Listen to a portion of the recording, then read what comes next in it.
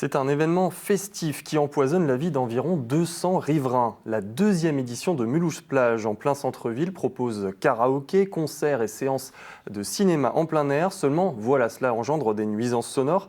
Des actions en justice ont donc été lancées. Louis Belin, Bernard Stemmer. Tout l'été, le square du Général de Gaulle devient The Place to Be. 2 mois de fête sans interruption, ou presque, c'est la promesse de Mulhouse-Plage. Soirée DJ, concerts et autres karaokés 2 fois par semaine. Sous les fenêtres de la tour Wilson et de ses 160 occupants. Selon eux, le niveau sonore de l'événement dépasse régulièrement les 80 décibels autorisés. Qui est le Mulhouse-Plage que les gens viennent manger des tartes flambées, ça ne nous regarde pas. Hein. Mais les nuisances sonores, ça nous empêche de dormir jusqu'à minuit, 1 heure, à peu près. Les baies vitrées, heureusement, sont très efficaces, mais les basses du son traversent. Donc c'est boum, boum, boum.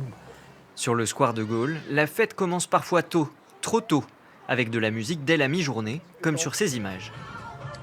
Et comme vous pouvez constater, Mulhouse-Plage n'est pas en retard pour mettre la musique à fond pour personne.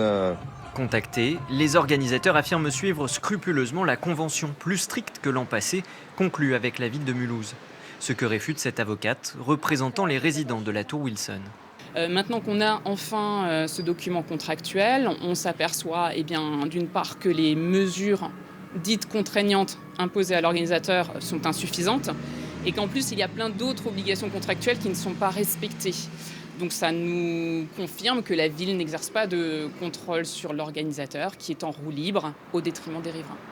3 procédures judiciaires sont aujourd'hui en cours pour rompre la convention de Mulhouse-Plage et suspendre l'événement. La mairie, elle, affirme entendre les demandes répétées des riverains. Alors oui, on va prendre des mesures fortes dans les prochains jours et on espère que les organisateurs prendront conscience des choses et rectifieront le tir. On peut, en dernière limite, décider d'arrêter l'événement. Le tribunal administratif de Strasbourg doit étudier dès ce vendredi un premier référé.